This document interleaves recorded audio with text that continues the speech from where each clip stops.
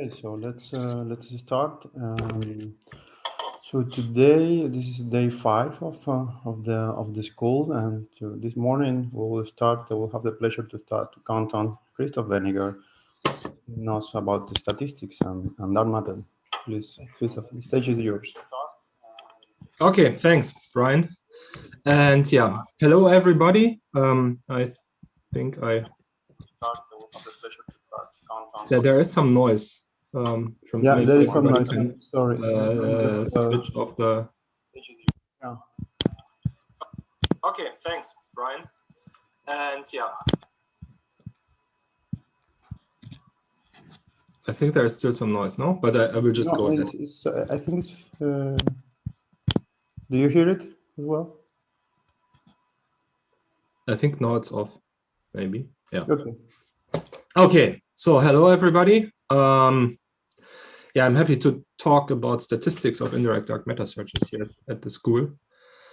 And yeah, just about myself, I'm Christoph Weniger, faculty at Grappa and at the University of Amsterdam, and since quite a few years working on indirect dark matter searches with mostly gamma ray data, and nowadays also start looking at other data sets and started looking at modern machine learning techniques. And what I want to convince you in this lecture and give you kind of a glimpse of is that machine learning can in a very specific way help us a lot of in terms of analyzing data properly and taking into account all the possibilities in a systematic way. And that's not so much because machine learning is something new and brings like conceptually completely new ideas, but because it allows us to solve problems that we always wanted to solve for the first time in a robust and in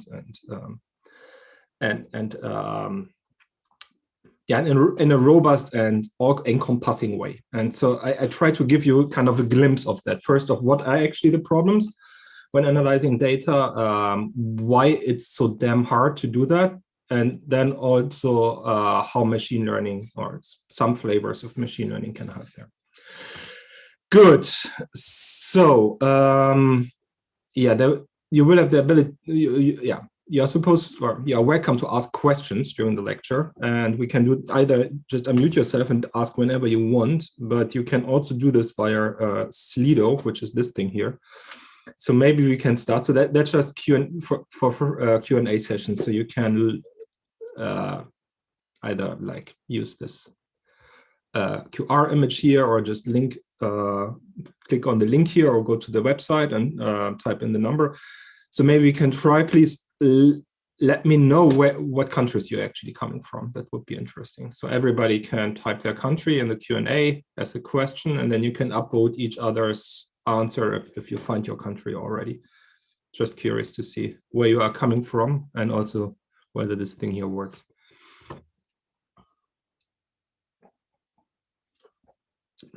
And if it doesn't work, please let me know. Maybe there's some technical problem. And in principle, it should be just you type in the slido.com number, and then you can ask questions. South Africa, nice. Thailand, Greece.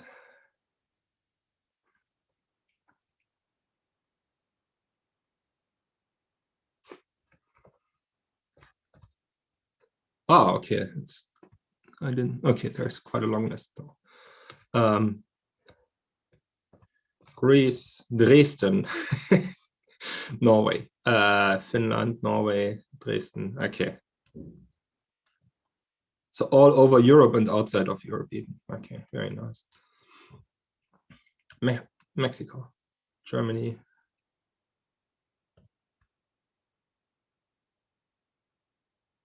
Okay, great. So that seems to work. So I see a few of you answered. Yeah, just continue answering if you want. We will see how the distribution looks at the end. I will start now with the lecture. Good. And yeah, there will be some breaking points where I go through what questions are there, and you can upvote each other's questions so that I answer what's most relevant. Good. So indirect dark matter searches. That's a pretty interesting field. One of the reasons is that there are lots of signal claims. I'm working on this since about 2007, I guess. And you can kind of predict that every 1-2 years there is an interesting signal claim going around, and people start get excited and try to analyze data and figure out what's going on. And I just that's kind of a gallery. So I remember electron-attic bumps, and then the extragalactic gamma ray background as measured by egret had a bump that was interpreted in terms of gravitinos. I was responsible for 130 GeV line in Fermi-Lat data 10 years ago, and then there's anti-proton excess in AMS2 data. There were some excesses in gamma ray observations of dwarf spheroidals. We have the 511 keV line from Integral, the positron excess, first Pamela, now AMS2, galactic center excess. There was a discussion about 1.4 TeV electrons in Dumpy, 3.5 keV line, WMAP haze, also Fermi haze, then the Fermi bubbles, and that's just like a subset of the things that were discussed.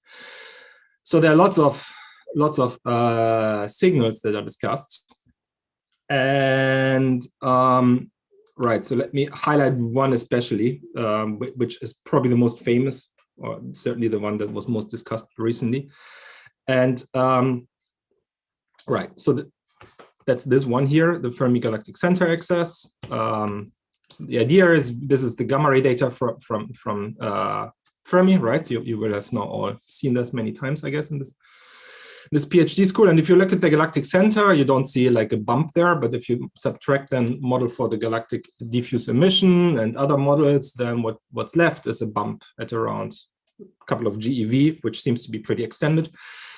This has been excessively studied by many groups. The existence of the bump has been now pretty much established and peaks at a couple of GeV. And the fun thing is it's really very well compatible with dark matter self-annihilation. So if you have WIMPs self-annihilating into, for instance, bottom quarks, then those fragment, hadronize, produce neutral pions, which decay in gamma rays, and they could produce a bump if the dark matter particle mass is around a couple of tens of GeV. Good, so that caused lots of excitement, started 2008. And what's interesting is there are lots of papers about this, and they tend to disagree with each other. One of the astrophysical interpretations for this bump is that it's not dark matter annihilating in the like galactic bulge in the inner galaxy, but that there are actually thousands and maybe tens of thousands of unaccounted for millisecond pulsars that we can't see directly in radio because they are too far away, and we can't see them as result sources in gamma rays because, again, they are too far away. So we just see their combined emission in some way. And the fun thing is those objects, millisecond pulsars, have on average a similar spectrum as the one that we see from the inner galaxy. So we see also millisecond pulsars very close by, so we can measure the spectrum. If you would put a few thousand of them in the inner galaxy, in the galactic center, they would pretty much look like the Fermi GeV excess. The main difference will be that the millisecond pulsars would be individual point sources, so you would expect the emission to be composed of many point sources, whereas the dark matter signal would be mostly a diffuse emission component. That's a very tricky analysis problem, and there have been, I guess, at least dozens of papers on the topic, and they tend to disagree in what they find. So some papers are in favor of millisecond pulsars, some papers. So for instance, our paper from 2006 on the topic was in favor of millisecond pulsars. There are other, and Lee et al. Was also in favor of that. But there are papers that disagree. And I'm not going here in the details about why people, so what are the differences between these studies. But I want to highlight like the general problem of why we get this disagreement and why we don't converge. So it's fair to say that the community hasn't converged on this topic yet. There are continuously more, so maybe I have one here, right? So this is the latest example, maybe, or one of the latest examples from last year, where LIST and collaborators started using neural networks to study the direction. So what I want to do here is not so much to go through all the search techniques and to discuss signals and to discuss like details of statistical methods that are on the market, but to kind of address the more general question of why can't we just agree? And that's not just Fermi GeV excess, that's basically any of the excesses that I mentioned before. For any of the excesses, you will find papers that are in favor, of a dark matter interpretation and maybe argue, hey, that's actually a pretty robust statement that I make. And then there are papers who are in disagreement. And for some reason, it's very hard to just converge, although it seems simple in some sense. I mean, the logic could be step one, we just collect everything we know, right? So all the uncertainties about astrophysical emission, about astrophysical backgrounds, all the knowledge that we have about possible signals, we kind of throw this in a huge bag, collect what we know, and then we compare that with the data in some smart way, and then we draw conclusions, right? So if it would be only these three steps, and if they were well defined, then the only thing that could change our conclusions would be if we actually increase our knowledge, right? But that's for some reason not the case. So and I want to highlight what's actually the problem. So during this lecture, I will go through these three steps. Step one, the question is there, how actually technically can we describe everything we know? What does that mean, and in what way should we do it? And step two, I will discuss how do we actually compare traditionally to data, and why is this so really, really, really complicated and allows and forces us to make lots of compromises, and the ways out using modern deep learning techniques, essentially.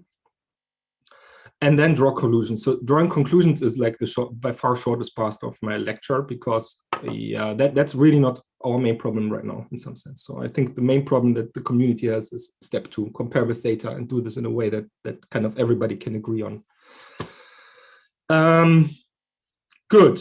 So that's the outline of the lecture. So are there questions until now? Maybe I can just open this. If you don't have any, that's also fine, and I will just go on, but maybe there is something urgent that anybody wants to ask.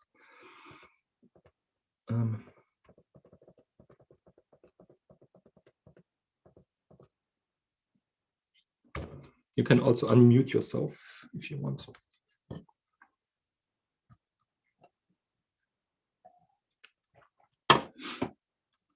Okay. Good. So why can't we just agree? Step one, how do we describe what we know and do not know about signals and backgrounds? So how's this supposed to work?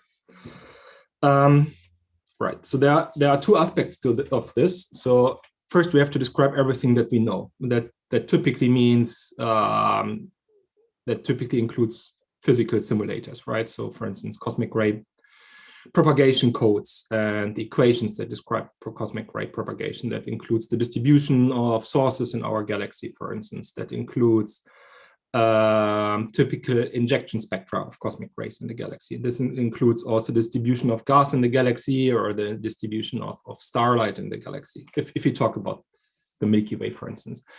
And in some sense, also distribution of dark matter and so on. And that's essentially, I guess, what the rest of this PhD school is about. So other lecturers will tell you about how to model emission, how to what do we know about dark matter distribution from simulation and so on. So what I will focus on here is the other thing. So how to describe what we actually do not know. How do we describe our uncertainties? And the caveat is here, I will talk only about known unknowns, in the sense that we know about the entities that we are uncertain about. There's also the problem in general of unknown unknowns. So things you didn't expect, you can't model, and so on and so forth, which is also interesting, but it's harder. It's even harder to address. But I think the problem right now is on the known unknowns side, mostly in our community. So I will focus on that here. Good. So how do we describe what we don't know? Well, random variables, right? So that's if one has to talk about things that are uncertain, one is in the regime of statistics and random variables and probabilities. Right? What's very important is to then think about, what are random variables and how can you use them to describe a problem at hand? What is kind of the framework to do that description efficiently? And there is a principle framework I will get to. But first, okay, what is a random variable? Well, a random variable is some aspect of the world that has some intrinsic uncertainty, that is in some way uncertain. So So random variables X typically have always a domain, which is called sample space. And there are the two cases of discrete domains. So in that case, the random variable would be, the domain would be discrete, and the random variable could have maybe values like cold, warm, hot, or rain, no rain, or maybe it's the cardinal number of the number of objects, let's say the number of point sources in your gamma ray data or something like that. So this would be examples for discrete domains and discrete random variables. The other case are continuous random variables, and that's the very typical. The typical example are generic model parameters, something like the mass of the electron or something like that. So continuous parameters that are uncertain. Good. So in general, random variables tend to be often written as in capital letters if we denote them as a random variable. And if we address the random variable, if we use a lowercase letter, this will typically refer to a specific outcome or observation or measurement. Yeah, and measuring a random. Let me just check. All right. Measuring a random variable means that we assign a specific number to that observing that basically. Right. So there are lots of probability distributions now for random variables. I'm just like showing you a gallery of Poisson distributions, normal distributions, uniform distributions, what else? Wide range of distributions. So yeah, so these are all probability distributions, and probability distributions have specific properties. We can assign them to random variables. Random variables have typically probability distributions, and those have a bunch of properties. So first, if we have a probability distribution for continuous, also for discrete random variables summing over all possible outcomes, the probabilities of all possible outcomes sums to 1. That's very clear. So if we measure something or if we measure a variable, one of the outcomes has to happen, so the probability sum to 1. For continuous probability distributions, which are also called probability density functions, instead of the sum, we simply have an integral, and the integral is 1. Right, and in the simple case of continuous probability of discrete probabilities, we could, in principle, always make a probability table where we simply go through all the possible outcomes and assign probabilities to them. So, for instance, we could have a probability that at a random day the temperature is cold, whatever cold means, or that the temperature is warm, whatever warm means, and assign probabilities like 40% and 60% to it. Now, if we have a combination of random variables, the same reasoning applies. So in that case, we would have what is called a joint probability distribution, which is defined on all possible combinations of the random variables. It's in that sense also, for that reason, it's also normalized to 1 in that way. So we would sum over all possible combinations of x taken from the domain of x and y taken from the domain of y. And this also should sum up to 1 again. And again, we could just make a probability table for this. So temperature could be cold or warm, and the weather could be either rainy or sunny. And if these are the two domains for the two variables, then we have 4 different combinations. We can assign probabilities to them, and they have to sum up to 1 again. So that's also very, very straightforward. Now, often we will be in the situation, very often actually, where we in principle know the joint distribution. So we know the probabilities of the outcome of a large number of cases, of a large number of random variables. But what you are eventually interested in is not the individual outcomes of a very specific combination of cases. So, but only about we are only interested in the probability of one of the aspects of the many random variables. So let's say we have now here the joint distribution for temperature and weather, but we are only interested in probabilities for having either a rainy or a sunny day. Then we would start with a joint distribution and marginalize out the parameters that we are not interested in. Marginalizing simply means we sum over all their possible combinations. And so in this case, if you want to remove a random variable y, we would simply take the joint distribution of x and y and sum this joint distribution, the probability of this joint distribution over all possible values of y. So to get from the second to the third table, we would just take the rows with rain, sum them, get a 0.3, and with sun, sum them and get a 0.7. So that's all very, very basic and simple, right? But I want to make sure that you understand these basic definitions. I assume you have seen this before. It's not the very first time that you see it, but if there are any questions about this, please let me know, ideally now, because I can just continue explaining this if necessary. Good. So we need these probabilities and random variables to describe what is uncertain. But I have also told you probabilities sum to 1, but I actually haven't told you what are the interpretations of probabilities. What are probabilities? And there are generally two different schools in some sense, or two ways to interpret these probabilities. One is the frequentist interpretation, and this there the idea is if you have a random variable, for instance, that describes the outcome of a dice, a throw of a dice, right? Or throw of a coin. In principle, you could repeat that experiment many times, and then count the numbers of, let's say, 2s that you get when you throw the dice, and just divide this by the total number of throws. And then the idea is if you repeat an infinite number of times, this ratio will just approach the probability that you assign to this in the first place. It's also a prescription for measuring probability in that way. So that's the frequentist interpretation of probability. That's great and works great for all kinds of experiments where you can in principle repeat what you are doing. So for particle physics experiments where you look at a large number of collisions, for instance, this makes a lot of sense. But often in astrophysical settings, we are not in the position where we can actually look at a different version of the universe. We just have like the image of the sky and have to deal with that.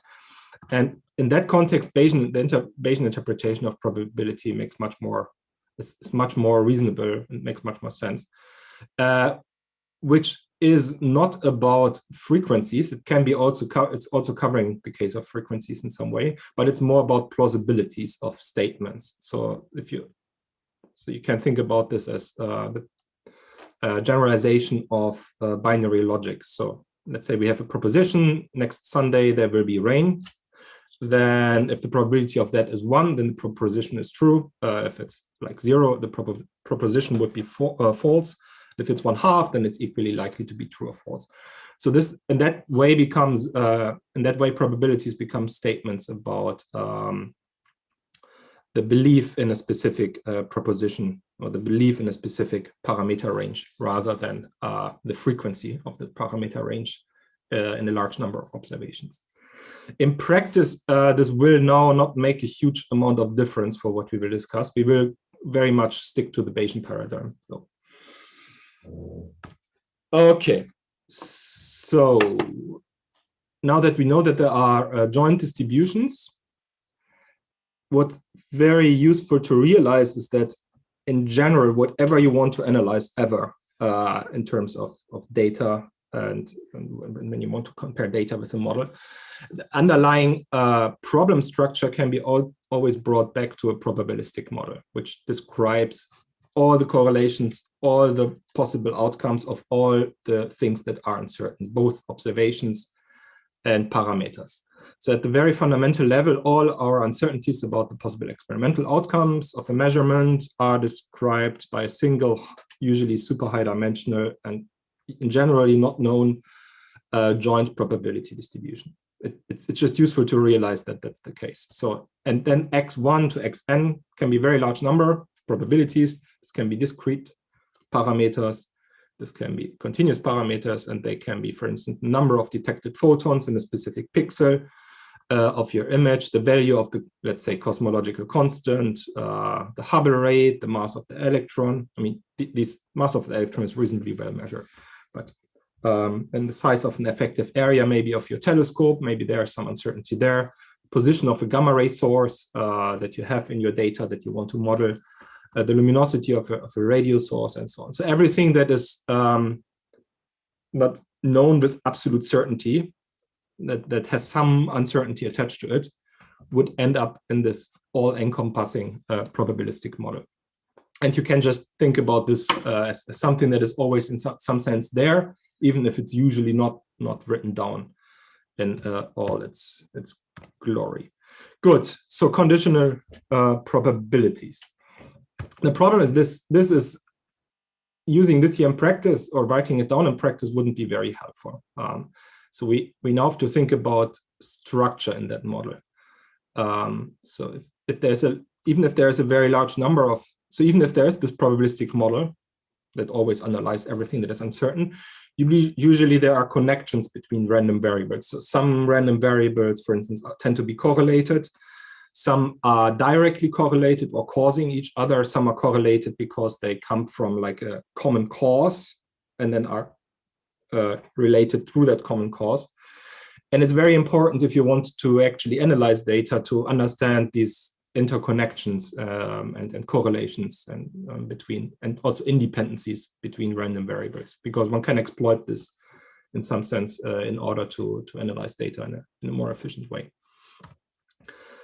And what matters, in order to discuss this further, we have to introduce one more concept, and this is what's called conditional probabilities.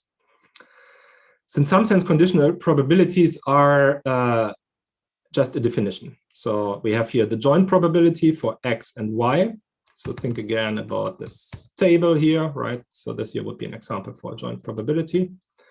And now, sorry for jumping back and forth, we simply would divide out the probability, the marginal probability for one of the parameters. Okay, so that's a ratio between two things that we now already understand. The outcome of this would be what's called conditional probability of X given Y. And what this conditional probability does is two things. So first, it's again a probability distribution. If we would now just sum over X, over this X here, we would get 1. So it's a normalized probability distribution for X alone. And you can convince yourself simply by putting, just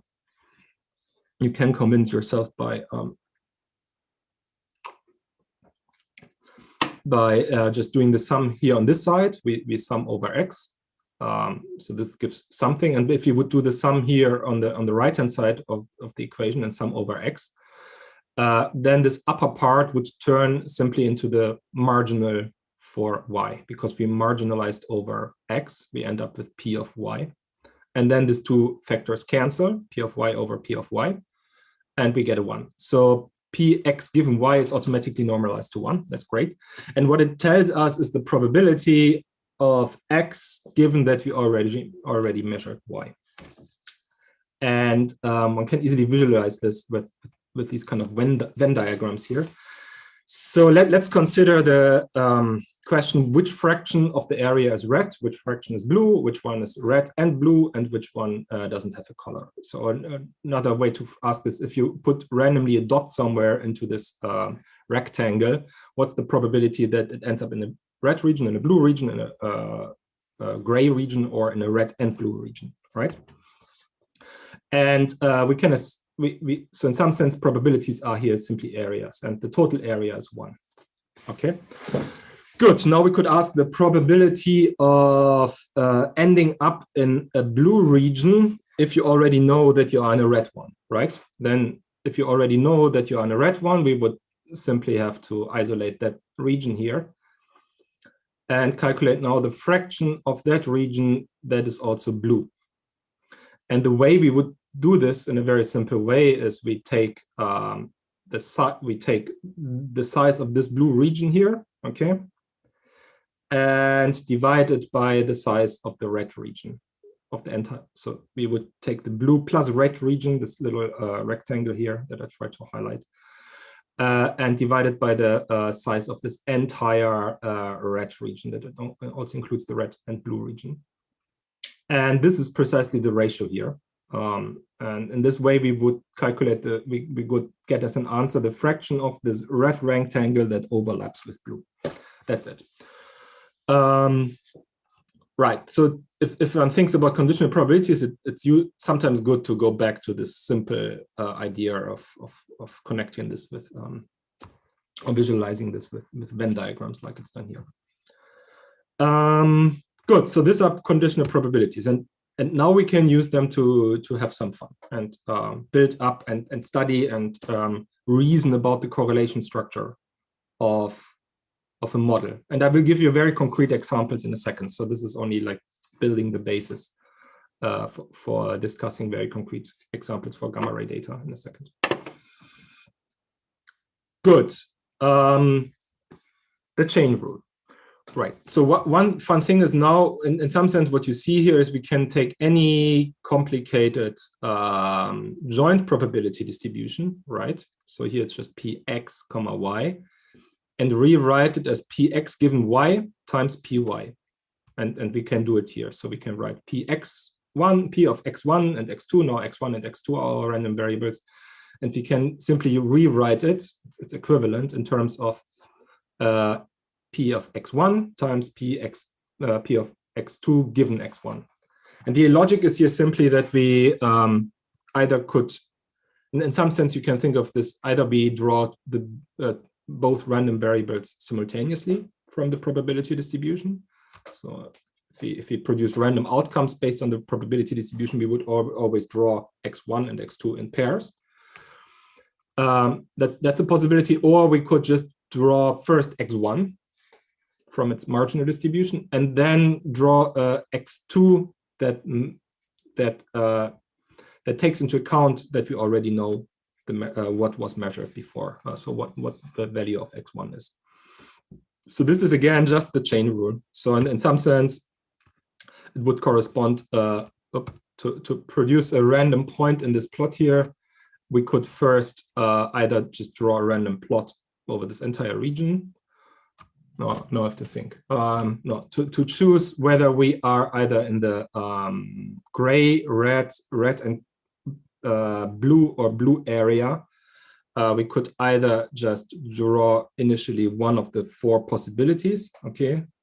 This, or this. Or we could first draw whether we are in the overall red area or outside of it, and afterwards draw whether we are also inside the blue or outside. So that's simply the two interpretations of what you see here. Now, what's interesting is you can visualize this here as the following. So if the first line could be visualized just as x1 in a circle, this would indicate a random variable, and then you can draw an arrow to x2. This would indicate that x2 is also a random variable that, however, depends, the distribution of x2 depends on the value of x1. So you can make that wrong. Now, what one can also do is to do this iteratively. So let's say we have a more complex model. We have a joint distribution which depends on 3 random variables. Okay. Then we could first apply the definition of conditional probability to the first to x1 and isolate it, and then we would first draw from x1 and then draw x2 and x3 given x1.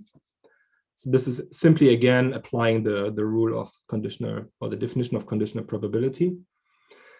And then we could repeat. We could repeat again and expand p, x2, x3 given x1, and isolate x2.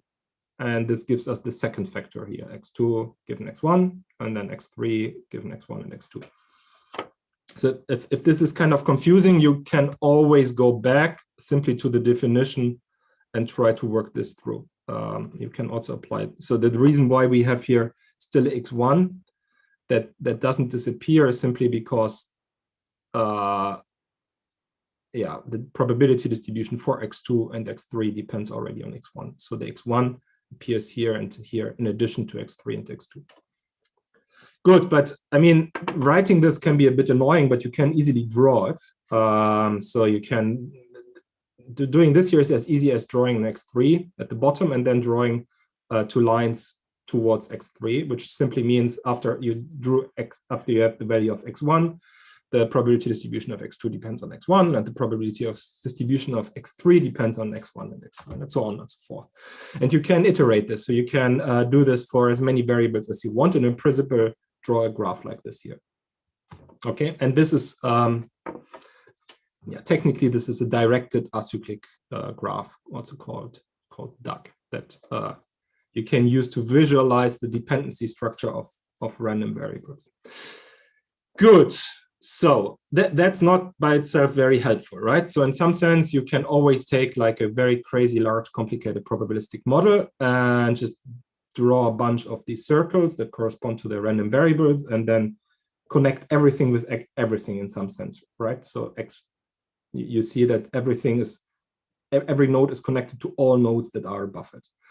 So that itself doesn't provide any insight, but what's now interesting is that in practice, often these arrows actually don't exist. So they don't exist, they can be removed. And what removing this arrow means is that you would be able to remove the dependency of some variable on another one also in your expression here.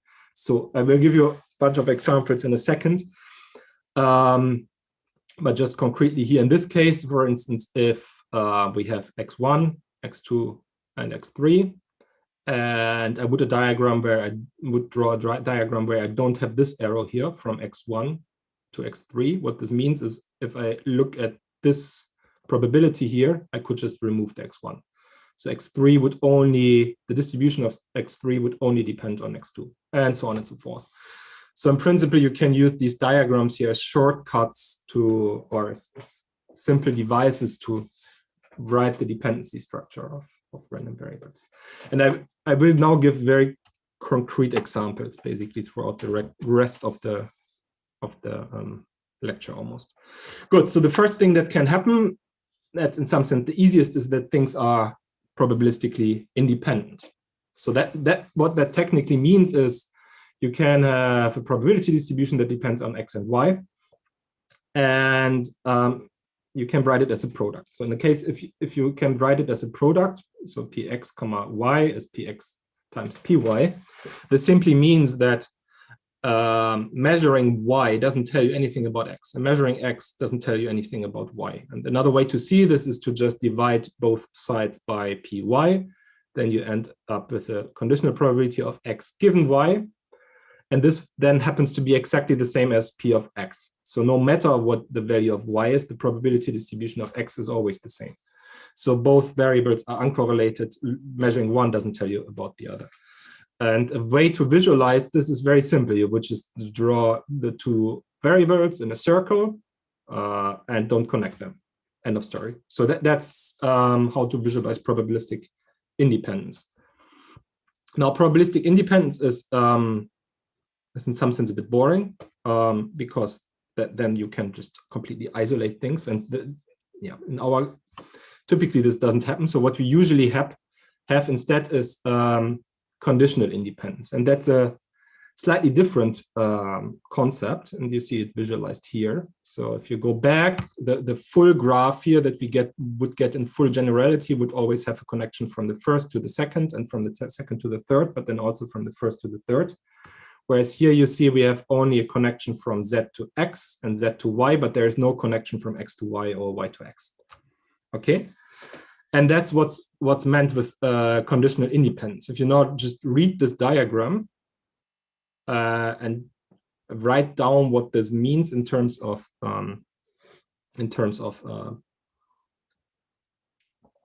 dependency structure of the graph. It means this here. So the probability of x and y given z factorize. So once you, what this tells you is once you know z,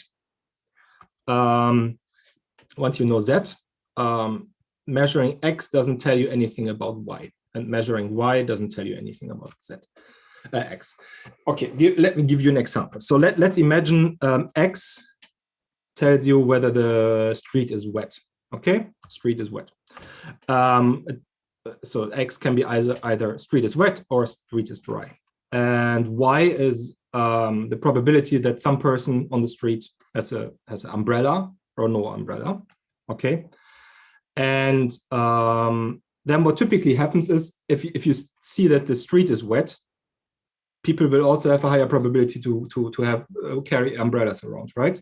And if the street is dry, there's a lower probability. So there is a correlation between X and Y, but neither X causes Y. So wet streets don't cause umbrellas, and umbrellas don't cause wet streets. So the X and Y don't cause each other directly, but they have a common cause. They have rain as common cause, right? So if Z is the rain, then what this means is simply if it rains, the street gets wet, and people don't want to get wet either, so that don't want to get wet, so they have an umbrella. And if it doesn't rain, it doesn't happen. So that's an example for this dependency structure. Z could be rain, X wet streets, Y umbrellas. So X and Y are correlated, but they are only correlated through a common cause. Once you fix whether it rains or doesn't rain, the wetness of the streets wouldn't tell you anything about the probability of people wearing umbrellas and vice versa in this idealized scenario. Yeah, I hope this is clear. If this is not clear, ask me for more examples. I can come up with more. Good, so this motivates base nets. And I will give you now a bunch of examples for this. So the fun thing is you can use this kind of notation and some extension of this notation to draw down all kinds of interesting analysis challenges. So let me show you one example, which is a simple one. So let's look at cosmological data analysis. So cosmological parameters would be an input, and they would affect how the cosmic microwave background looks like, and the cosmic microwave background affects how data looks like, observed data from the so the temperature, the angular power spectrum of the temperature fluctuations in the CMB would look like. But those data will be also affected by uncertainties in instrumental parameters that have to be taken into account. But instrumental parameters wouldn't affect cosmological parameters. And once you know the cosmic microwave background, once it's fixed, then changing cosmological parameters wouldn't affect observed data, because you can change how likely a specific microwave background would be caused is caused by cosmological parameters. But the observed data itself doesn't depend on cosmological parameters. It depends on what those parameters cause the microwave background. So once you draw down these kind of diagrams, you can also write down the dependency structure of all the joint probability of data, of the angular power spectrum, of the instrumental parameters, and of the cosmological parameters in terms of this factors here. So one factor, so some factors would be the probabilities of the priors of some instrumental parameters, of the cosmological parameters, and then the cosmological parameters would determine the probability distribution of the cosmic microwave background, and the cosmological and this microwave background and the instrumental parameters would be determined the distribution of data. So that's one example. You can have many more. Let me try to get this running now. This sometimes gets stuck for no good reason.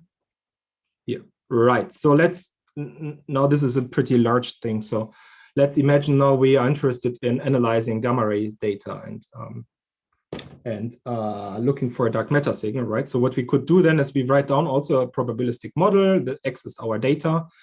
Nu would be the parameters we are actually interested in.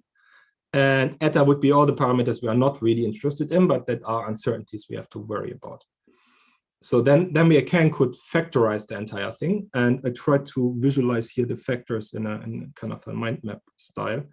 So you would have first the detector simulation, which depends on the actual astrophysical flux and the instrumental parameters. And your instrumental parameters would have uncertainties related to the instrument response function, instrumental backgrounds, effective area, and so on and so forth, which all would come with their own probabilities.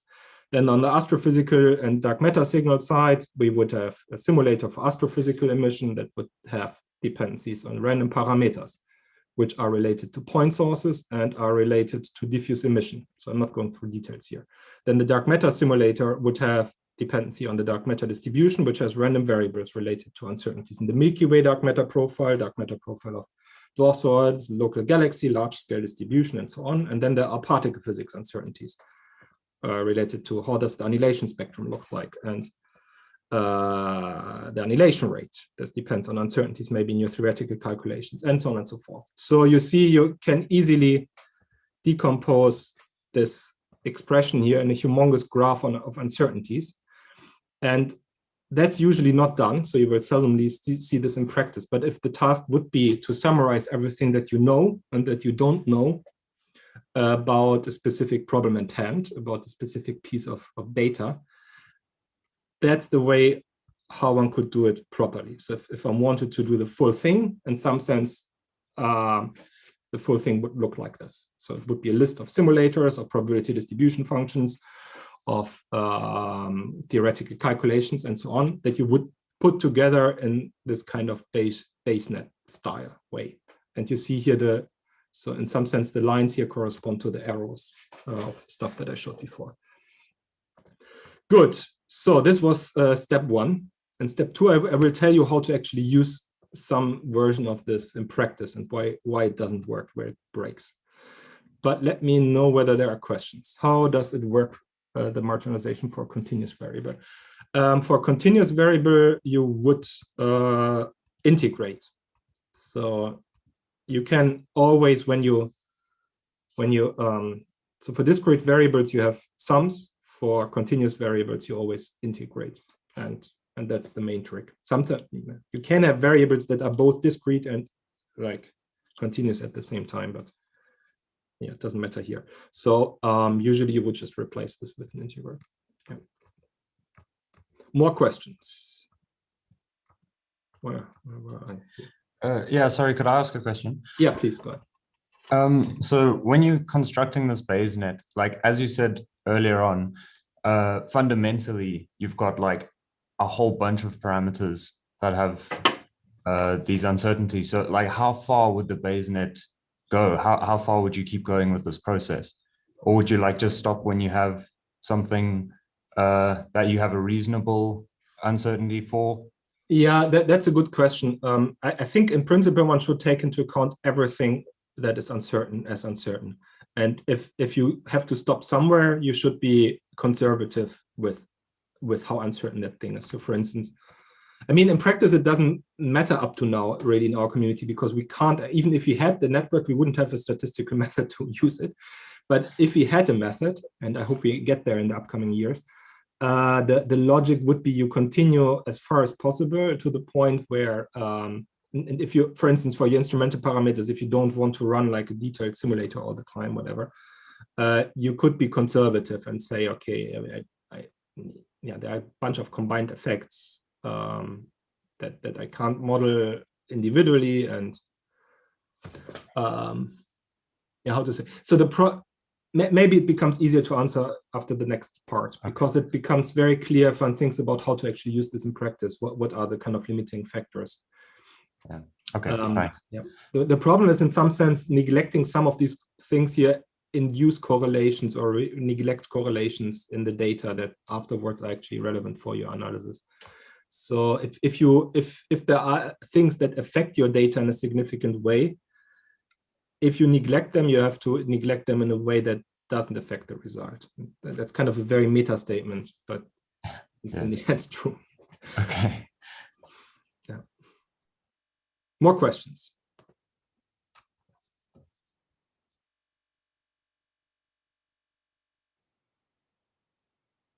Okay, so now the question, assuming we have a probabilistic model for our problem at hand, right? So let's assume somebody actually produced this massive thing. How do we use it when analyzing data?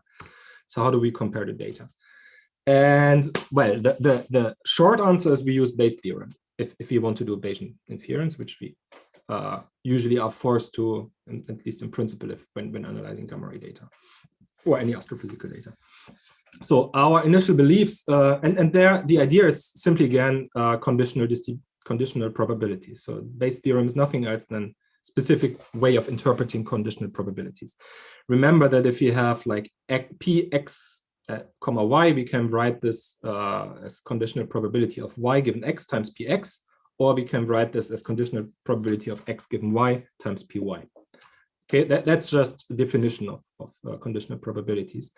Now, what we can do is we can interpret x as actual observed data, and y as some parameters that we care about, parameters that we're interested in.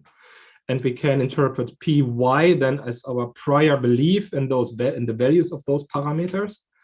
And px given y is the probability that we observe some data given the parameters y. Okay. And the cool thing is now that just through the power of the definition of conditional probability, we can turn the logic around. And we can now write this, at least formally, as what we're actually interested in, namely the probability of parameters y given observations x times some factor px, which is hard to calculate usually. But what this allows us, the conditional probabilities, the reinterpretation of conditional probabilities, is to turn the logic around, to turn this causality around, that parameters cause data. We can turn this around and ask what does data tell us about parameters. And that's what Bayes' theorem is about. So we have here, instead of z, I use here theta. So we have the probability of data x given parameters theta, that's called likelihood of x given theta. Then we have the our prior belief in the parameters theta. And then on the left-hand side, we have the probability, the posterior probability of theta given the observations. So in some sense, we update our understanding of what the values of theta are by incorporating now also the observations that we just made. And then we need this normalizing factor P of x, which is called Bayesian evidence. And it's literally a normalizing factor, which makes sure that if you integrate P theta given x over theta, let's think about this as a continuous variable, that you end up with 1, with the proper probability distribution. Okay, so that's Bayes' theorem, and simple, it gives us just a prescription how to go from our priors to posteriors. Good. So how is this used in practice? Well, the problem is the following. So usually we don't have just one parameter, right? But we have like a bazillion of parameters that describe all this Bayesian net thing that I just showed, right? So we might have 10 parameters, or 100, or 1,000, or 10,000, and so on. So our prior would be theta would be a very high dimensional parameter. And for this high dimensional parameter, we might be able to calculate the probability of data x given theta. And so in principle, we could then evaluate this product here, px given theta times p theta. And the question is, given that information, how can we now evaluate the posterior? How do we, and in some sense, the strategy is here usually, how do we get samples from the posterior? How do we get values of theta that are randomly drawn from this posterior? If you would have, let's say, 1 million points drawn from the posterior, those points would be distributed. We could read off from these samples what are the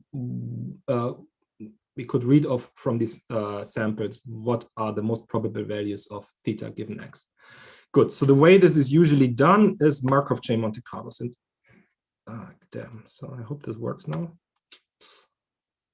Right. So this is a Markov chain Monte Carlo general visualizer. So I just tell you what I tell you what it does rather than explaining you the equations. So the logic is here now, this px given theta times p theta has, let's say it has this banana shape as function of theta. So this here would be theta 1, this here would be theta 2, okay? So the way almost a large chunk of analysis in our field and in cosmology and wherever are performed is as follows. You start somewhere, okay? Well, sorry, I have to use this properly. So you start somewhere in the parameter space, and then you make a proposal in a specific direction. And then you check whether the likelihood function or the posterior, so this factor likelihood times prior, whether this increased or decreased or stayed the same. If you would And depending on whether it increased or decreased and so on, there's a specific prescription that either makes you jump or not. And if you don't jump, if the new point isn't accepted, you just keep the previous point. And you can see what happened is if I make the proposals very wide, then typically it doesn't jump, and it just keeps on like repeating the same point over and over again. You see this bin here growing now, right? So this here is the projection of the points that you see here in θ2 and θ1 direction. And if it's higher, then you usually always jump. And then you can like do this quickly and wait and wait and wait and wait. And you see in the process, you accumulate lots of points that happen to be typically like more dense in regions where the posterior is higher, okay? And now imagine you typically don't do this in like 2D, but you do this in 10D or 20D or whatever D. So it can be, depending on how the function looks like, a pretty nasty process. But what we in the end typically do is you can't look at the 20D distribution of points, right? So usually you project this down to 1D, like this here, or to 2D, and then say, hey, θ2 happens to have this value here. But in the process of measuring θ2, you also have to measure θ1 and every other parameter ever in the model very accurately. So this is how Markov chains, Monte Carlos work. So this is there are more sophisticated techniques like nested sampling. But let me just highlight another problem with this. So here it looks like it works reasonably, right?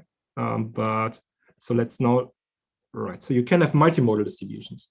That's actually pretty common. So your likelihood surface, so the thing that you have to sample from, might have just lots of peaks. And so then the sampler has to frequently jump between points and make sure that everything is covered well. So this is a serious problem in practice. There are methods like nested sampling and other other also Markov chain techniques that deal with this better than this Metropolis-Hastings algorithm. But it's in general a really, really complicated problem that just becomes exponentially worse if you make the model, if you have more model parameters. So that's one aspect. Another aspect is you have to calculate really often the probability of the data given the parameters, right? Each of these points corresponds to evaluating this probability. And sometimes evaluating the probability means you have to run a simulator, physics simulator, right? Like a cosmic ray propagation code, which may take minutes to hours, or a simulation of a gravitational wave model, maybe, which is seconds to minutes, or simulation of the gamma ray sky, which might take seconds to hours if you convolve with instrument response and functions. So each of these jumps that you see here can take seconds or minutes or whatever. And this becomes a very, very painful process and typically forces us to keep models simple. So just to reiterate this. So the techniques that we have, typically MCMC, nested sampling, they can deal with multimodal distributions, but it becomes tricky at some point. They in general all have problems if you go to a very large number of parameters, simply because of what's called the curse of dimensionality. I'm not going into details here, just in some sense, the intuition of how a space works breaks down if you go to super high dimensions, and things are always far from each other. And then another pain point is you can't actually reuse simulations, right? So this is a chain. The only way to make this chain logic work, for a chain of points, is if every new point that you use is proposed randomly. And if you propose a new point randomly, you will have typically never evaluated the simulator for that point before. So you have to evaluate it new, and you can't reuse any of your previous simulations because they were part of this chain. So it's a lot of wasted simulations that in principle go into this. And these are like the real everyday challenges one has to deal with if one wants to analyze data. And they drastically limit actually what kind of models we can analyze. So this entire thing is a very strong incentive, a practical incentive, to keep models as simple as possible, so make simulators as fast as possible, and maybe with some costs and accuracy, and also keep the number of parameters as small as possible, which means ideally you neglect as much as you can. Okay, and make your model simple, which typically means maybe too simple. Good. So that was all pretty abstract. So I want to give you now some very, very concrete, specific example where you can see this at work. And example is in some sense ridiculously simple, but it highlights already why it's so hard to analyze, especially gamma ray data, for instance, with point sources and diffuse emission.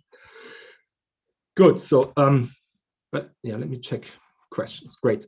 So this was answered, I think. Can you explain again the BaseNet 2? Okay, I will do this. Is there a difference between the words probability and likelihood in these different? No. No. So that's the first question is easier. So this here is the probability given of data given model parameters. That's usually referred to as likelihood. Sometimes it's written as a L, and sometimes like the parameters are switched. So you have to be a bit careful what notation people use. But I only use this notation because it's in the end just the probability of data given model parameters. Can you explain again BaseNet 2? Right. So yeah, I'm not sure what the specific aspect of this what specific aspect of this I should explain. And the problem is it typically breaks.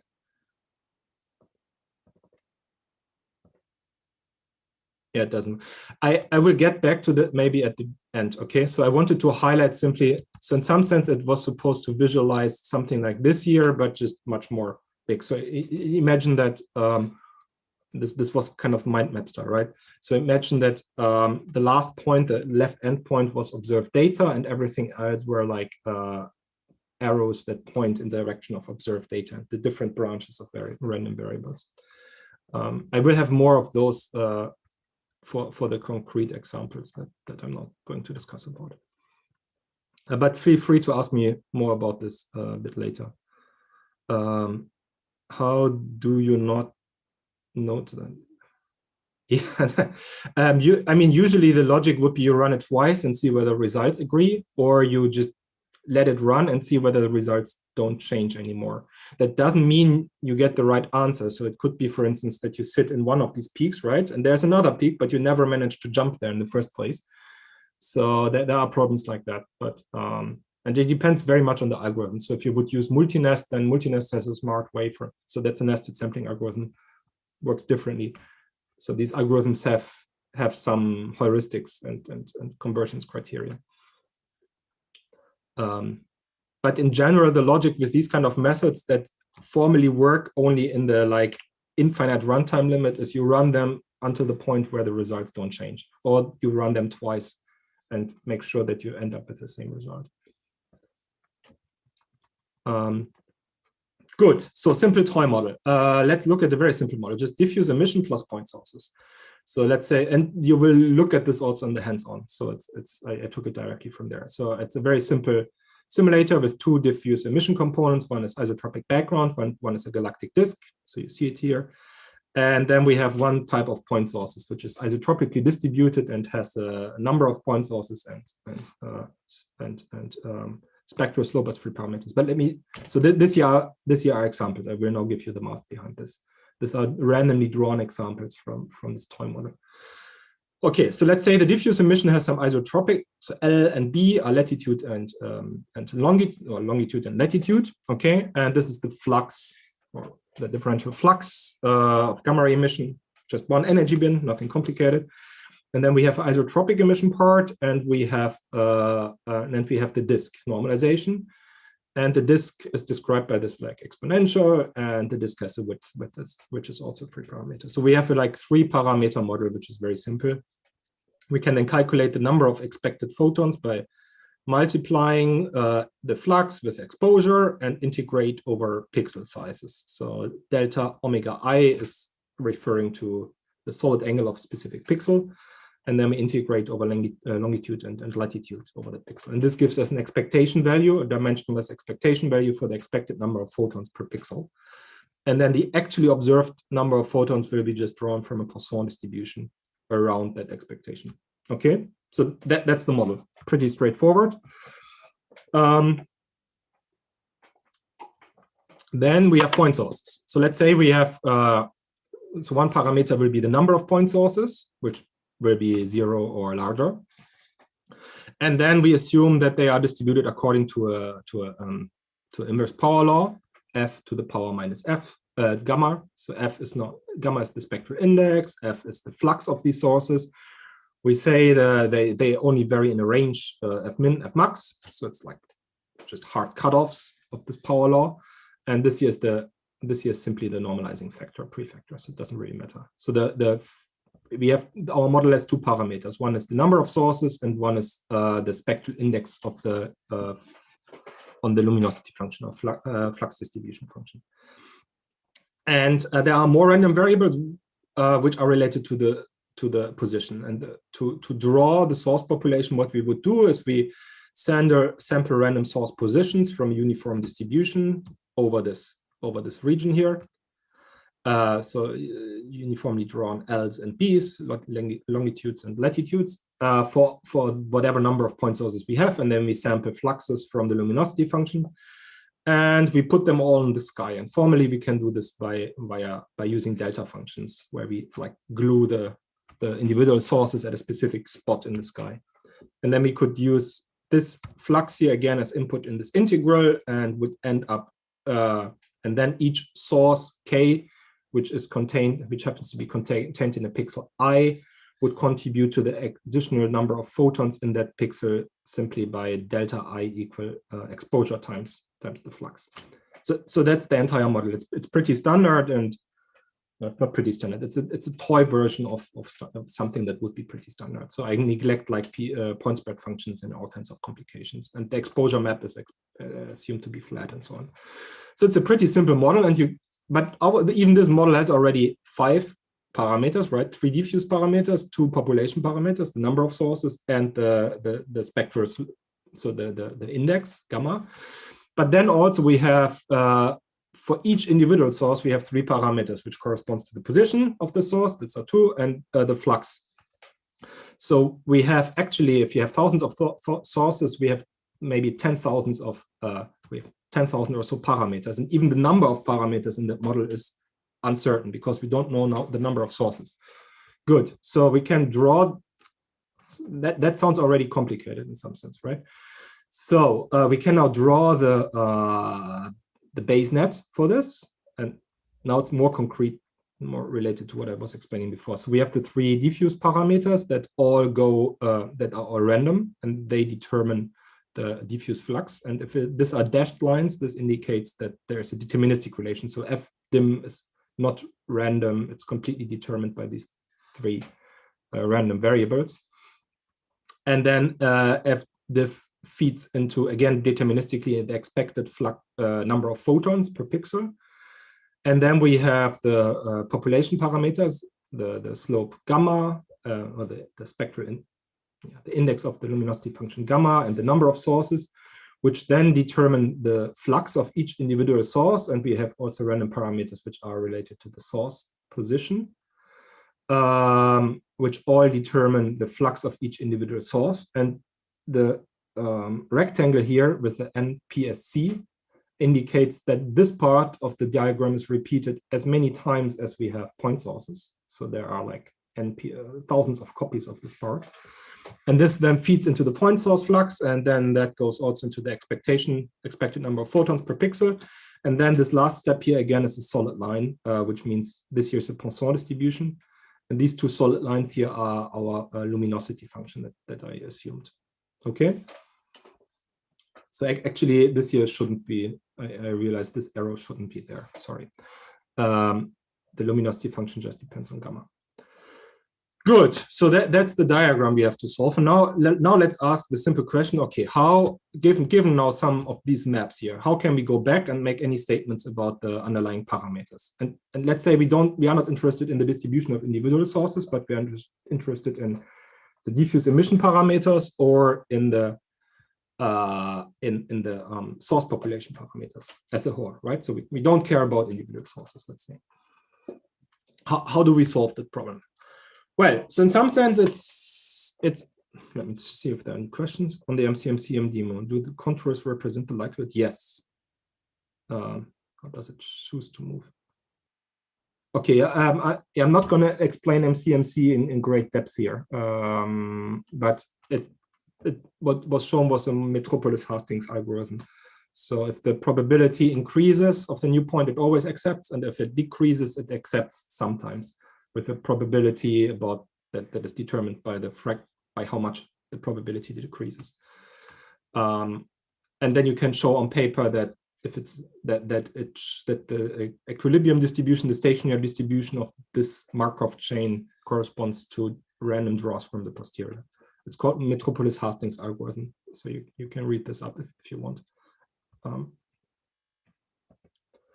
Good. So how would we now do inference for emission parameters? Well, we could formally just write down the Bayes theorem, right? So we could write down the posterior for the diffuse emission parameters, the 3 given data, and this would be given by our priors for the diffuse emission parameters times the likelihood of measuring the data that we measure, given the diffuse emission parameters divided by C. So that looks pretty innocent. And if you would have this here, we could probably just throw us into a Metropolis-Hastings and get nice contours and posteriors. But the problem is evaluating this thing here, the probability of measuring a specific combination of photons, specific sky map, given the diffuse emission parameters, is complicated. And the reason is that here we already had to what I did here was to marginalize already out all the parameters that we are not interested in. So in some sense, what I did is I used Bayes theorem, it's written here, and then I integrated on that. And then originally this year was posterior for like 10,000 parameters. And then I integrated over all the parameters I'm not interested in. So the population parameters of the sources and the individual source positions. And then you end up effectively with this equation. And the problem is that here this likelihood now is a marginal likelihood where we already integrated out all the things we don't care about. And you can see this is a horrible thing. So first, we don't know the number of sources. So actually we have a sum over all possible number of sources. And we have a prior over what sources we think how many are there. But in principle, we have to do the sum. And for each of these terms, we would have to do the following integral. We would have to integrate over all possible values of gamma, of the spectral index, and then over all possible source positions of all individual sources and all the possible fluxes of all sources. And then, and that's a horrible thing to do, right? You can't do this like by direct integration. You can't throw this into MCMC because there's way too many parameters. Even modern sampling-based algorithms will not handle that at all. So that's something that you wouldn't do in practice, and it's in fact not done. So usually you would find out where are bright pixels and mask them, for instance. Or you would try to fit each individual source and then put them there and then leave them there without varying them anymore. So you would find some way of simplifying the problem. And essentially what you would do is you freeze your sources, either by like completely ignoring them, by masking them out, or by putting them to their best fit values or whatnot. If you do that, suddenly everything becomes super simple. If you do that, then this integral here doesn't have to be done anymore. It just disappears. You just get a fixed point source population that you can put as an additional component when calculating your likelihood. And your likelihood would be then simply a Poisson likelihood for each individual source, each individual pixel of the image. And the probability would be simply given by your diffuse emission components, as it's shown here. So the 3 parameters, and there might be an additional component if you add also fixed point sources. And then we could feed this 3-dimensional thing into a sampler and get results. But what we do is we, in some sense, ignore the effect of point sources. And typically, what happens is you would ignore the effect of certainly unresolved point sources because you couldn't have fixed them. So there will be maybe a large number of unresolved point sources that will appear as diffuse emission, although it's unresolved, or although it's point sources, simply because you didn't model them or you couldn't model them. You had to approximate them away.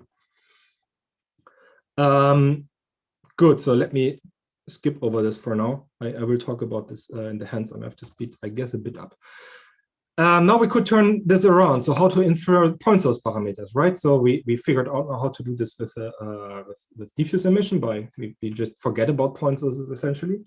How do we infer point source parameters? We can now use the same logic. We can write a posterior for gamma and for the number of sources in this formal way based on Bayes theorem.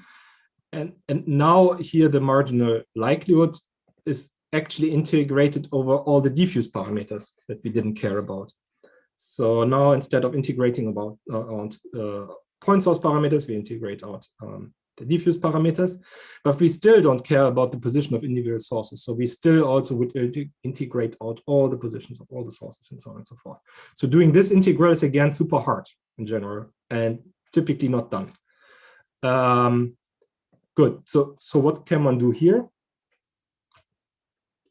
Well, what we could do in principle is now to assume that diffuse backgrounds are perfectly known. So let's say we fix them to some values, right? So we don't let them vary, we treat them as known fixed parameters.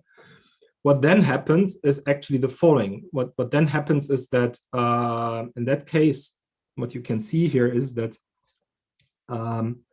the photon counts in each pixel become conditionally independent on each other. So the point is, if you look at a specific pixel, there's a given probability that that pixel will contain a source or will contain not a source, and so on, right? But whether it has a source or not will not affect the neighboring pixel. So in some sense, all the pixels become uncorrelated. The uncertainties in those pixels, all pixels becomes uncorrelated. And only depends in a joint way on the source population parameters, on gamma and on the number of sources. This isn't the case if you have also diffuse emission components, which would affect nearby pixels in the same way. Then if one pixel has a larger flux, then also this could have been caused by an increased diffuse emission. So then also the probability of a nearby pixel to have a larger flux would be increased. So in some sense, diffuse emission introduces correlation between different pixels. And if you can ignore that, then all the pixels become independent. The flux in individual pixels becomes independent. And we can write the likelihood function now in terms of a product of individual distributions for each pixel, which will then depend only on the hyperparameters, on gamma and the number of sources, on the population parameters. And this is again, so doing this in practice means you have to Monte Carlo the probability that a pixel contains a source and then how bright that source is and so on. But this can be done. Once you Monte Carlo this, you have in principle this function, the expectation value. Once you Monte Carlo this, you essentially can figure out how this probability distribution for photon counts in a specific pixel looks like. And then since it's independent for each pixel, you can just make a product of all these probability distributions and evaluate this. Right, you will do this practically in the exercises using some histograms. But that's a technique that's possible. So once you fix diffuse emission parameters, you can actually find an approximate way to deal with point sources. Yeah, I hope I made this a bit clear. So the bottom line of this is you can deal with point sources, but only under the cost of neglecting diffuse emission uncertainties. And this is kind of the lesson, hopefully, from this model. So in order to study diffuse emission parameters with template regression, we had to neglect uncertainties in point sources. In order to study point source population parameters, in our case with something like 1 point PDF, we had to neglect uncertainties in diffuse emission. And this was only a simple toy model. We neglected, for instance, multiple diffuse emission components. We neglected uncertainties in the diffuse emission templates themselves, right? We neglected energy dependence. We neglected the spatial variation of point source distributions and that there are multiple point source populations, that they have associations with other things, so with multiple wave, yeah, that some of the sources associated and others not. And so on and so forth. So this was a simple problem, but already there we had to make compromises when analyzing data. And I should say there are smart ways around this and to kind of go a step beyond what I wrote here or what I wrote here. Sorry, so there are steps beyond the simple approximations that I have to do here, but those steps are usually very hard and don't easily scale to including even more uncertainties. So that's pretty much the situation. And if you realize this, it's what is very interesting is that you can basically read or interpret any of the existing analysis techniques for gamma ray data, or in some sense for all kinds of data sets, as a set of compromises and a set of tricks that people can come up with to deal with the extreme complications that you have to deal with, or that you would otherwise have to deal with when doing these Bayesian integrals. So, and yeah, there are, for instance, template regression, right? You kind of forget correlations between energy bins. Sometimes you freeze templates, you forget about uncertainties in those templates and so on. Then there are non-Poissonian template fits where you try to absorb, where you kind of try to join stochasticity and point sources with templates, but it's hard, for instance, to do this in multiple energy bins. Then we have adaptive templates that somehow adapt to how the data looks like. But again, there it's very hard to marginalize over a large number of sources. Spectral decomposition, where you neglect spatial information in some sense in your model and recover it only by fit using fixed spectra. In line searches, one would approximate backgrounds as simple power laws and neglect spatial information entirely. One-point statistics has problems dealing with like correlated uncertainties in diffuse emission, and so on and so forth.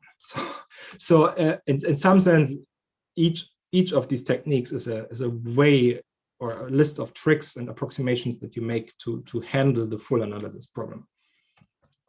And this is what makes it so hard to compare in the end, for instance, results on the galactic center axis. So none of the analysis just like takes everything we know and compares it with data, and then we could disagree about like physics and physical assumptions. But any possible analysis techniques also plays a lot of tricks in order to get results at all, and neglects maybe that part of the problem or this part of the problem, or looks at this region of the sky or that region of the sky. And so results are extremely hard to compare, not only because we disagree sometimes about like physics models, but also because all the compromises that have been had to been made in order to get results in the first place. Good, so I have like 20 minutes left, and I will tell you how neural networks can help and why. So masking the source is a good approximation of physically the diffuse emission part of the model is independent of the source part of the model. Yeah, the problem with masking sources is you have to decide what pictures. So there will be the very bright sources, you obviously mask them, right? Why not? But then there typically, if you have few bright sources, you will have lots of less bright sources. And there will be the regime where you don't know if something is a source or just upward fluctuation, okay? Especially also if the diffuse emission isn't just too completely smooth, but also has some structure. It becomes very complicated at some point to decide that's a source or not.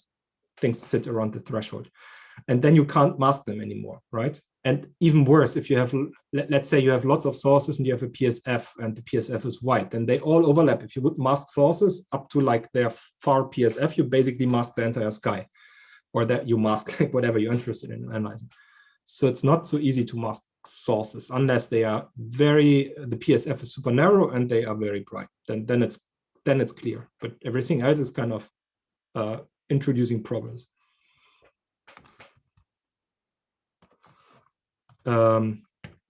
Good. So how can neural networks help?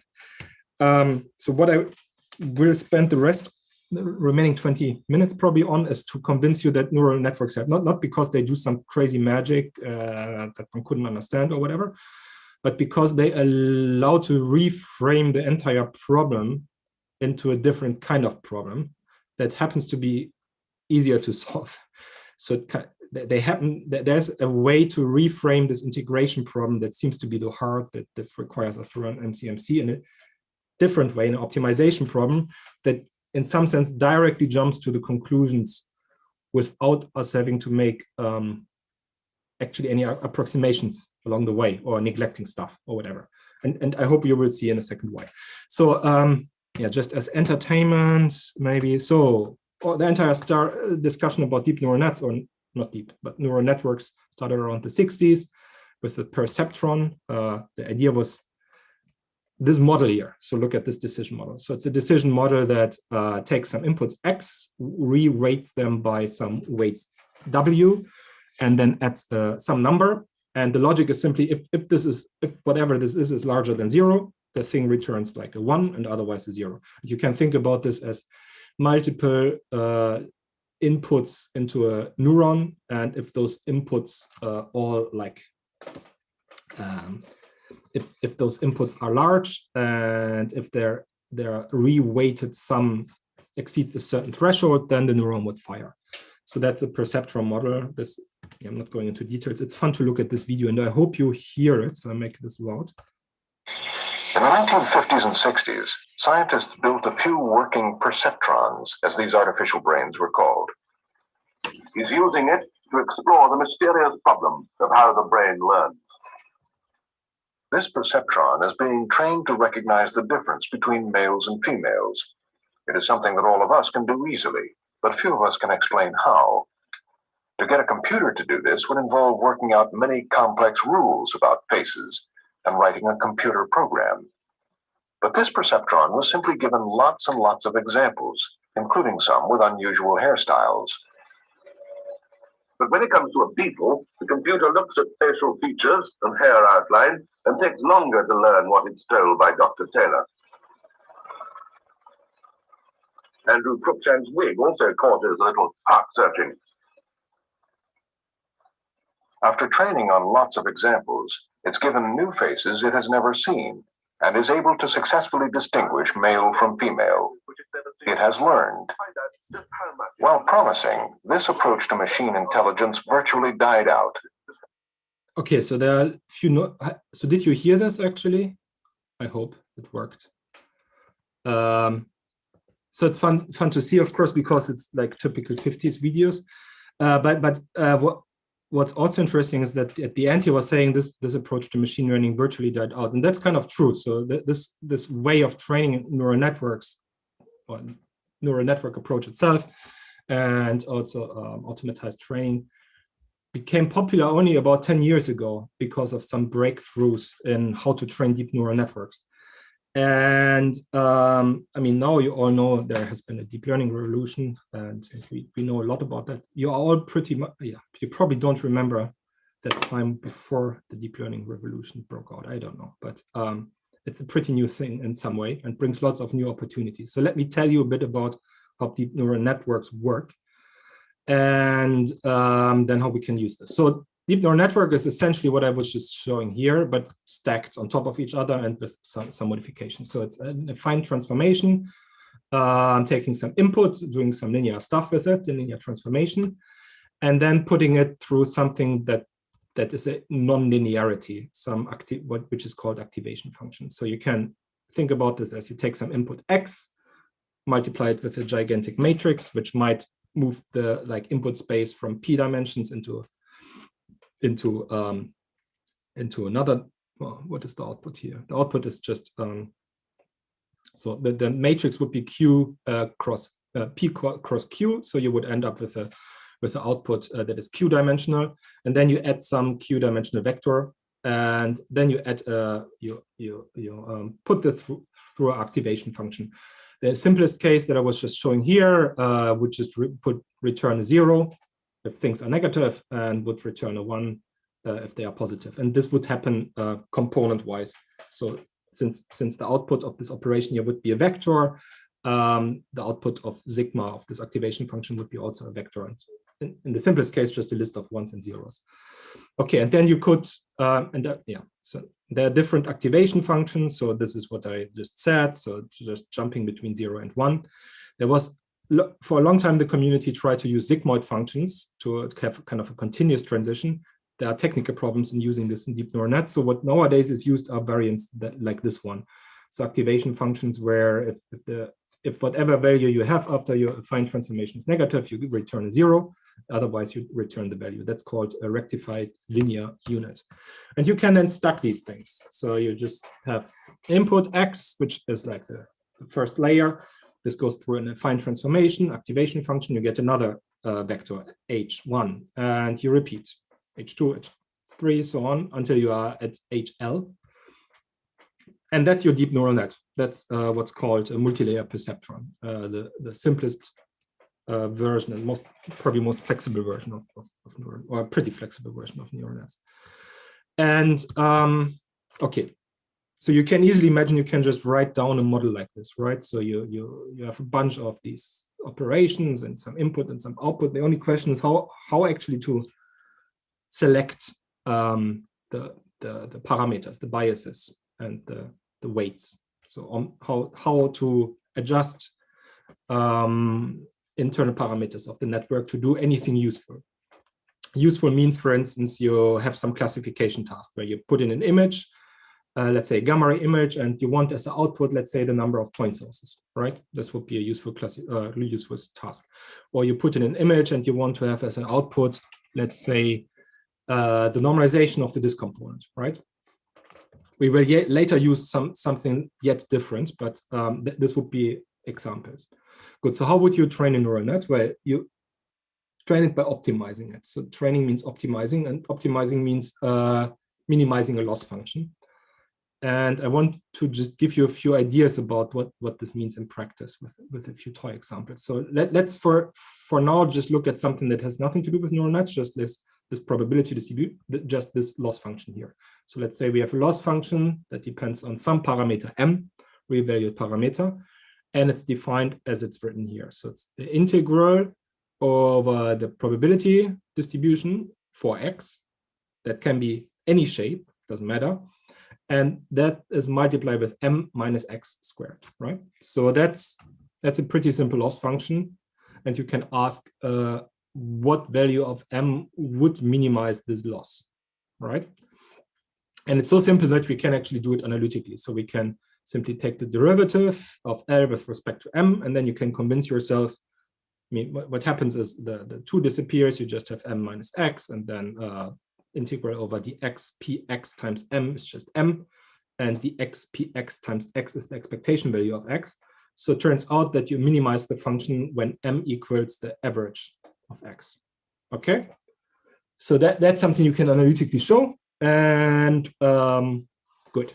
So let's look at a slightly different, more complicated problem. We could have now a function that we want to minimize, my, okay? And then our loss function would be actually a function. So we could plug in L and then this function m of y. And the integral, oh, I forgot here dy. So the integral would be now dx, dy, and then over some probability distribution px, y. And then we have again this product here. If you would minimize this for each value of y, so you can think about this as functional derivative. Okay, so if you put the functional derivative of this to 0 for all possible values of y, we would find that the function that minimizes this loss function would be the expectation value of x conditioned on y. Okay, yeah, I'm not going through the math here, but the thing that I want to kind of get across is you can write down loss functions that formally integrate over probability distributions in such a way that if you minimize whatever you want to minimize, you end up with meaningful quantities in some way or another. Okay, good. Now, what you can imagine here in the second step is instead of plugging in a function that has in some sense an infinite number of parameters, right? So its functional value at each point, we could plug in a neural net that takes an input y and that has some output. So kind of something like this, one-dimensional input, one-dimensional output, and a bunch of layers in between. So in some sense, this neural net is like a super flexible function approximator. And then instead of minimizing the functional here, we would try to minimize the loss function with respect to all the weights of the neural net. Okay. We still would typically end up with a neural net that would have this property here. So after training the neural net, if the neural net is expressive enough, if it can actually model whatever function we want to model, if it can have the correct functional shape, then the neural net will have this property here, approximately. Okay. Good. So now the question is how to do this in practice. And well, the idea is there, instead of doing the integral by hand, which of course would be impossible because it's a high dimensional integral sometimes, we can approximate it by random samples from the distribution function that we'll integrate over. Okay, so that's why having a distribution function here helps a lot. So we can replace the integral by simply summing over a very large number of examples drawn from the probability distribution. And then suddenly we can evaluate the integral efficiently, or we can estimate the value of the integral. And what we then can do in order to optimize the network parameters, phi, I call them here phi, is to simply calculate the gradient of L with respect to all the network parameters and change the network parameters a bit in that direction. Now, calculating those weights looks difficult, but calculating the gradient is difficult, but is automated in machine learning libraries. So you get this gradient for free. And in that way, you can optimize the weights of the network. Now, the problem is doing this sum here over all examples that you have, over all maybe tens of thousands of random draws from PX is pretty time consuming each time. So what one does in practice is usually you only take like 10 examples or 20 examples, more or less randomly from all the examples that you have, and calculate the gradient for this. And then, yeah, you end up in this situation. So let's suppose this here is the loss function. So in reality, it would be like in 10,000 dimensional space, not in 2-dimensional, but it's just a conceptual plot. Then in batch gradient descent, you would end up with like some, so then each step would bring you closer to the minimum in a pretty like determinant way. Whereas stochastic gradient descent, which each time only estimate the true direction of the gradient. And on average, you would walk in the right direction. Turns out, I mean, there's much more to this than what I'm saying, but it turns out that this works extraordinarily well. So stochastic gradient descent works extraordinarily well to optimize these kind of extremely flexible fitting functions that neural networks are with all their huge number of parameters. Good. So in the last 7 minutes, I want to explain you how to use this. So we in some sense we can use neural networks as machines to optimize loss functions at our desire. Okay. So the question is, can we come up with a loss function that is actually useful, that is giving us in the end that is turning the neural network that we optimize into, let's say, a posterior that we want to sample from. Okay, but into a posterior that corresponds to our data analysis problem. And the answer is yes, and there are actually like at least 10 different techniques to do it nowadays, all with their pros and cons, and I will discuss exactly one version of it here. So the idea is, instead of, so what we discussed before, right? We have, and what's the standard approach is, we have like a model for our posterior PZ given X. And then we throw it in MCMC sampler or some sampler and try to sample lots of points from that posterior in its like 10 or 20 or 100 dimensional parameter space. And that's very time consuming and complicated. And then in the end, we would do this projection like what was shown in the MCMC sample. So we wouldn't necessarily look at the like high dimensional banana, but we would look at 1-dimensional projections to learn something about, let's say, gamma or the number of sources. So the idea here now with neural nets is we don't try to sample from the posterior, but we try to fit it. So rather than getting samples from PZ given X, we try to find a fitting function, which will be a neural net in some way, that happens to look very similar to PZ of X. And then afterwards, if you want, we can sample from Q of Z. Okay. It's not clear why this is easier, but it turns out to be way easier in many ways. And way more efficient. And there are many algorithms that do this in all kinds of ways. You can approximate the likelihood, you can approximate the posteriors, normalizing flows, whatnot. What I will talk about here is something that we found particularly useful and that works particularly well. And the goal is here to so we want to train now a network that approximates this ratio. Okay, the ratio between, so specific ratio between the posterior and the prior. So this here is posterior for parameter Z given observations X divided by the prior. Using Bayes' theorem, you can rewrite this simply as the probability of X given Z. So this here would be the likelihood divided by the Bayesian evidence. And you can again rewrite this if you just use how conditional probability works. You can rewrite Px given Z as Px comma Z divided by Pz. So in some sense, we look at the ratio between the joint probability of X and Z so of our data and of our model parameters, divided by the marginal probabilities. Okay, so the point is, so the reason why we look at this is because it turns out that it's easy to approximate this. And it's interesting to approximate it because we usually know the prior. So once we know this ratio, we can just multiply the ratio with the prior and have the posterior. Good. So how to get there? Well, it turns out to be like from the neural network side and from like what statistical techniques you have to use, extraordinary simple. But nevertheless, the algorithm was only proposed like 2018, I think, or 19. So it's pretty new. So the idea is we try to train the net to solve a simple classification problem. We try to train the net to take as input observations and whatever parameters I'm interested in, right? So the parameters will not be the output, but they will be the input to the neural net. And the neural net is supposed to tell us whether the image, let's say the gamma ray image and the parameter match. So whether they are a good fit because they are drawn from the same model, okay? Or whether they don't match, whether they are drawn independently. So I will show you an example for this. So let's say our parameters are just cats and donkeys. So that's a classification problem. And so PZ draws randomly either a cat or a donkey label, and then PXZ produces either donkey or cat images. Then examples for H1 would be like matching pairs, cat, cat, donkey, donkey, cat, cat, cat, cat, cat, donkey, donkey, blah, blah. Whereas examples for H1, for the alternative hypothesis, would be basically randomly drawn labels and randomly drawn images. So sometimes they would match up, here cat, cat, and sometimes they wouldn't.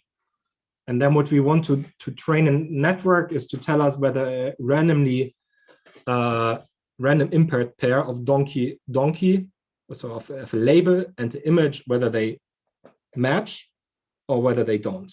So, okay, that's the idea.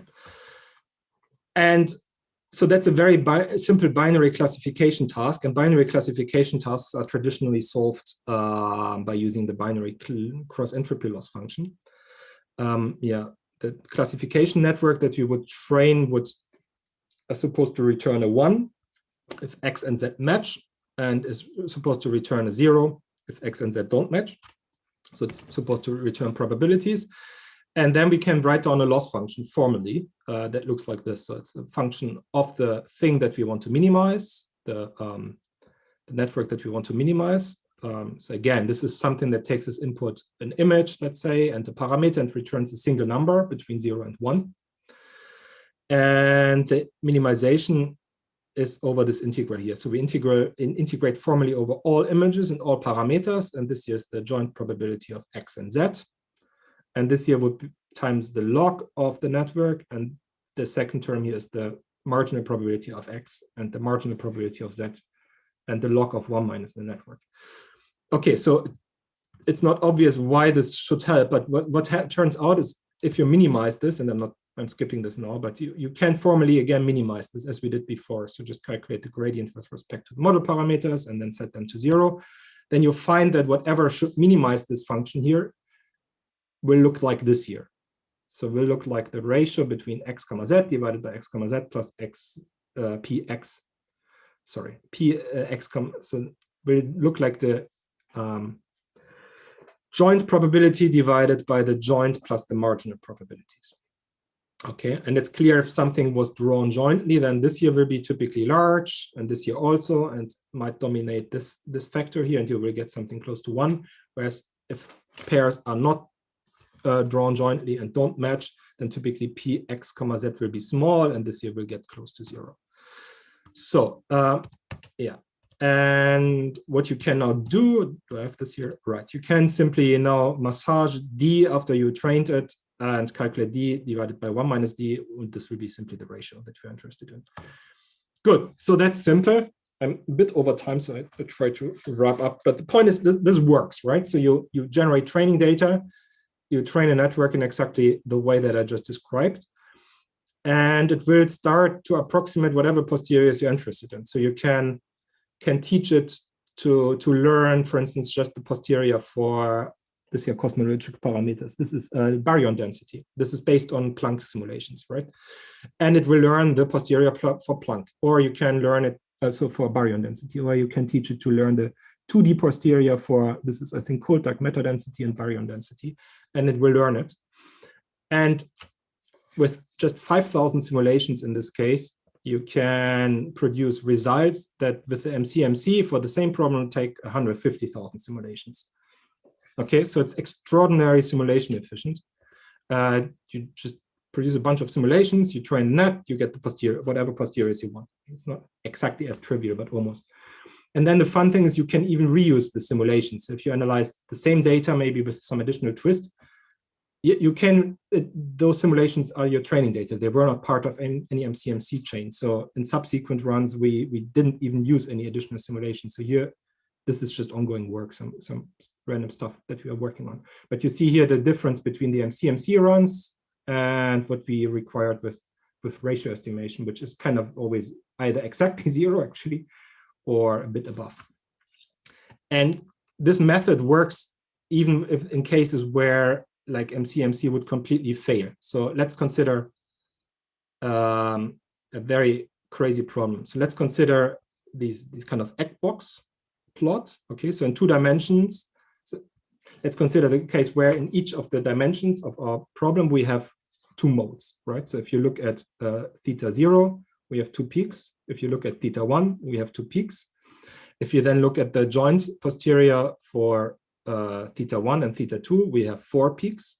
And you can imagine you repeat that game, but instead of with 10 parameters or with 2 parameters, with 20 parameters. In that case, you would get 10 to the 20 modes, which are about 1 million peaks. You get 1 million of these peaks in 20 dimensions distributed. It's kind of clear that if you wanted to get the correct result for this situation with MCMC, you would need to have at least probably 1 billion samples or something like this, because for each of the modes, you should have quite a few samples to explore it. But this neural network training trick allows you to directly train whatever posteriors you're interested in. So if you're only interested in a 1D posterior, you only deal with the 1D problem. And you never had to explore all the high dimensional parameter space. So what this means is, if you try to analyze this problem, for instance, with something like multinest, the number of samples that are required just grows a lot, as number of modes, whereas with ratio estimation, it becomes constant at some point. And you can just have pretty complex models with lots of like uncertainties and still get results with like a tiny number of simulations, which means you can make your simulators more accurate because they can run longer and so on. So I want to wrap up. So even for our simple toy model, parameter inference is very difficult, and common solutions require typically to neglect uncertainties. And the reason is that standard MCMC-based methods fail, or sampling-based methods fail if the parameter space becomes very large. And they typically require a large number of simulation evaluations, which means you can't run many simulations in the end. You have to make the simulations fast. I try to convince you that with neural network-based solutions, you can actually approach the problem a completely different way by defining minimization problems that in some sense directly jump to the conclusions. And I demonstrated that there, with one example, this ratio estimation, how this works in practice and why it works, and that it actually works pretty well.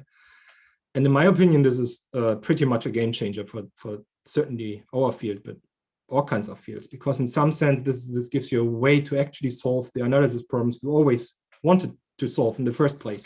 But instead of making compromises and being smart with like approximations, we can just, in the end, make models more realistic and ideally stop disagreeing about analysis techniques and just disagree about physics, which is then more interesting.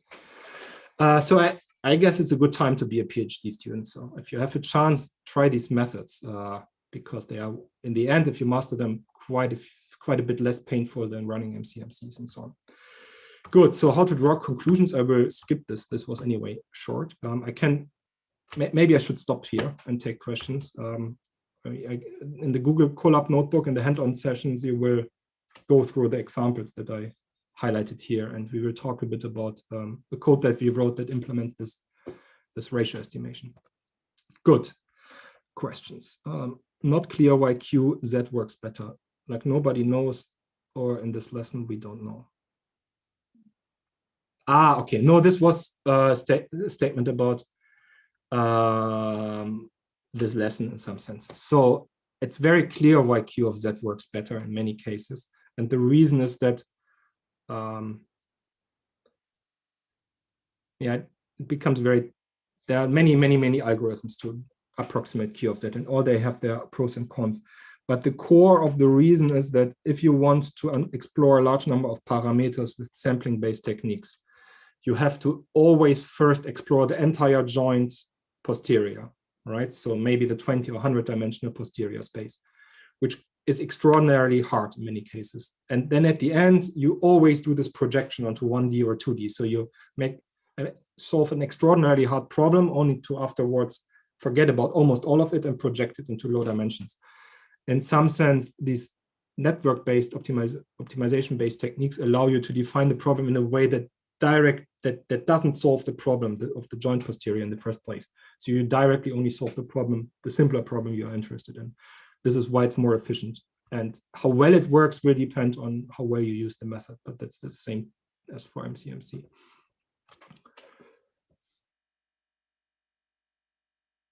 Yeah, okay. So if a new image happens to match its label, cat or donkey, but it's just drawn by chance, that's actually an important aspect of the algorithm in some sense, but only if you think about this. I guess the reason why the algorithm works is simply because you can mathematically show that it works, right? You take derivatives, the weights, you see what it optimizes against, or what the optimized network, what the properties of the optimized network are. So the reason is why you need. So sometimes you need this chance overlaps between labels and observations, because you in some sense want to, the network solves a density contrast problem. And if there would be never ever overlaps, then the contrast would be infinite in some sense. So it's a bit technical, but yeah, if it's confusing why it matches, it's I think better to not think about discrete examples like the one that I gave, but about variables. And what matters is the mathematics. So the fact that if you take derivatives, the network learns the ratio, as I was describing.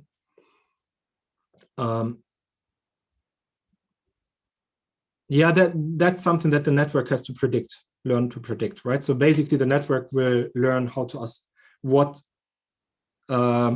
which values of Z match which patterns in the image. So if the network is supposed to minimize, the only way to minimize the loss function for the network is to become pretty good at predicting what images match which parameters.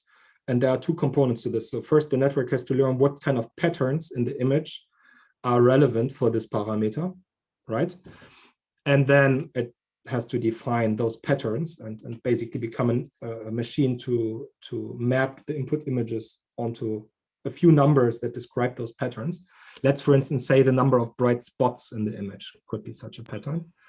And then at the second step, it has to match the number of bright spots. So maybe we should stop now. I don't know. Yeah, probably, Christoph. Okay, so good. There is always a chance of continuing with questions on GatherTown if they consider. Yeah, okay. So let me then stop here. Yeah.